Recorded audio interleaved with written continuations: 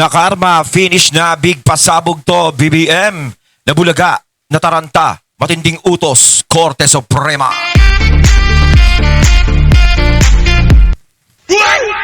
Ayan, syempre itong balitang ating matutunghayan ngayon ay nagmula kay Pinas Balita TV. At ito po ang inyong lingkod na si BT na magbibigay ng reaksyon at komento dito sa video na ating matutunghayan ngayon. At huwag na natin pagtagalin at sabay-sabay na nating panoorin ang laman ng video na hatid sa atin ni Pinas Balita TV at bibigyan natin ng reaksyon ng balitang ito. Pasok! Bigyan natin ng reaction opinion itong article published sa Daily Tribune. Ayan, syempre bago natin simulan ng video ito, nais ko nga pala magbigay ng credits dito sa boses at video na matutunghayan natin ngayon at bibigyan ng reaksyon walang iba kundi si General Macanas. Syempre, huwag niyong kalimutang suportahan ang channel ni General Macanas. Mga katunay, pakibisita po yan. At huwag niyong kalimutang mag-subscribe at mag-follow para maging updated po kayo sa mga vlogs, reactions at sa mga balita na hinahatid sa atin ni General Macanas. Ipagpatuloy natin. Ayan po yung the General's viewpoint. Matinding utos ito ng Supreme Court sa administrasyon ng Pangulong Marcos Jr., specifically Department of Budget and Management, and Congress, both houses of Congress, Kamara and the Senate. Ito, title, Supreme Court orders Congress DBM to account for missing BICAM budget records. Nawawala po ang mga records sa BICAM. Grabe. The Supreme Court Para naglahong bula na magic. on Tuesday directed Congress and DBM to account for documents supporting changes made during bicameral conference committee deliberations on the national budget after government lawyers admitted key records were unavailable. Yung hinahanap ng mga dokumento ng mga maestrado, inamin ng OSG lawyers na wala kaming kopya niyan, hindi binigay sa amin. Ano ba yan? During the continuation of oral arguments on consolidated petitions challenging portions of the 2024 General Appropriations Act, Associate Justice Alfredo Benamin Caguioa questioned the Office of the Solicitor General about its failure to produce supporting worksheets. Ito yung hinahanap ha. Worksheets, spreadsheets, and project-level records covering changes introduced during the bicameral conference committee deliberation. Specific na mga, kasi National Expenditure Program, yan, naprobaran yan. Mamaya, pagdating sa BICAM, nababago. So, paano nabago? Show us the record. Bakit nabago from NEP to BICAM? So, hinahanap, specific, ulitin ko, nito, worksheets, spreadsheets, and project-level records. So, project by project. Ang galing, ano? Ano pa? OSG representatives told the court they had submitted the bicameral conference committee report and joint explanation of differences provided by the House of Representatives and the Senate, but said the requested spreadsheets and supporting documents were not among the records furnished to them. So meron namang record, kailang kulang. Ang hinahanap is worksheet, spreadsheets, and project level difference. So, believe ako dito sa Supreme Court, detalyado. So, ibig sabihin, kapag may kulang, may magic. Diba? Ako what's that? Chismis yan Naku, lagot kayo. Hinahanap na sa inyo kung ano yung kulang. Ayaw nila yung parang explanation lang kung bakit magkaiba. General explanation lang ang isinabmit. Pasalamat tayo kay Justice Caguioa. Caguioa said the court wanted Congress itself to explain under oath whether such documents did not exist or whether institutional concerns prevented their submission. Ito yung exact word ni Justice Caguioa. I want to hear it from the horse's mouth under oath. Sabi niya, the justice said after the OSG relayed that discussions with congressional officials indicated that there were really no documents. Wala daw talaga yung hinahanap. The justice directed the OSG to relay the court's order requiring representatives of both chambers of Congress to file a sworn compliance addressing the existence or non-existence of the requested records.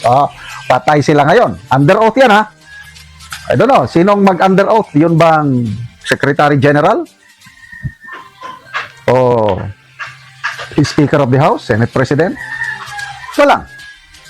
Sasabihin lang under oath, wala talaga yung record na yan. Or may pumipigil sa kanila na huwag ipakita. Kasi ang alam ko, these are standard documents sa budget process. Eh bakit nawawala? Naku basta pag-usapang budget, maraming magic ang nangyayari. Kasi kung tutuusin, kung wala naman talagang ginagawang kalokohan, dapat is may papakita mo yan. Tsaka kompleto yung mga isasubmit mo. Hindi pwedeng hindi.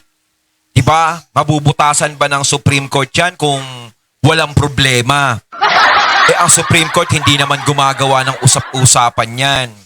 Diba? Pero nakakabilib ang Supreme Court, mabuti nilang at nandiyadyaan sila at kahit papaano, meron pa rin nagbibigay ng transparent na sa atin. Diba?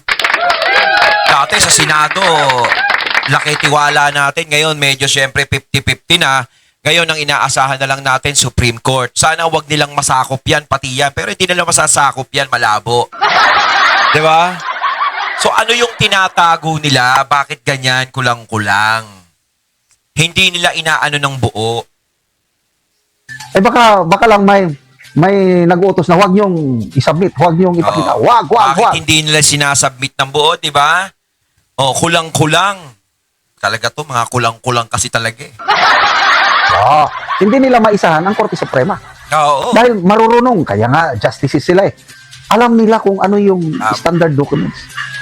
Nakita nyo ngayon, kung wala, di under oath, wala talaga, non-existent. Diyan sila matatamaan. Kagiwa also questioned DBM officials about whether the agency could identify changes between the President's National Expenditure Program and the enacted budget. Ito na ngayon. Dapat, ang DBM ay paliwanag na bakit magkaiba, ano yung kaibahan ng NEP at saka yung enacted budget. Assistant Secretary Andrea Magtalas confirmed the department could compare the NEP with the final GAA but said the agency normally prepares statements of differences only at the agency or sectoral levels, not on a project-by-project basis. Diyan sila matatamaan. Kasi ang gusto ng Korte Suprema, project-by-project basis. Talagang galing ng Korte Suprema, no? Yung Supreme Court. Talagang, talagang nasisilip nila, ultimo kaliit-liitan. Diba? Pag talagang gusto nilang suyurin, masusuyod nila. Talagang hindi nila maloloko yung Supreme Court eh. Ano yung diferensya? Project by project. Hindi yung as a whole. Hindi sila makakalusot nito. When asked whether the DBM could prepare a project-level comparison if directed by the court, the official replied that it would comply. Yun, mapipilitan na sila. So, abangan natin ito. Ibig sabihin, may pag-asa pa tayo sa Supreme Court. Last bastion of our democracy. Sa totoo lang talaga, yan na lang ang natatanging pag-asa natin, Supreme Court, kasi hindi pa nila nasasakop yan. Kapag nasakop pa nila yan, ewan ko na lang, talagang tayo ay mga ibang bansa na lang tayo at wala na tayong mapatutunguhan dito. 'Di ba?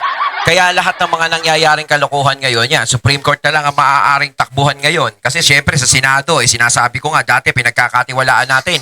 Ngayon, ewan natin kung pwede pa natin pagkatiwalaan. Although may mga senador pa rin naman dyan na patas mag-isip. 'Di ba? Pero parang mas lamang ngayon ang hindi patas mag-isip. Para hindi na nila tayo lulukuhin for the past. Kasi ganyan ang iniisip nila sa mga Pilipino eh. Yung parang akala nila katulad ng dati, na pwede nila tayong loko-lokohin, na tayo tipong wala tayong alam. 'Di ba? Kasi ngayon, iba na ang panahon. Ang mga tao ngayon is marami nang nakikita, marami nang nalalaman. Kumbaga, hindi na katulad dati na parang tanga. Naiisa lang yung panig na pinaniniwalaan. 'Di ba?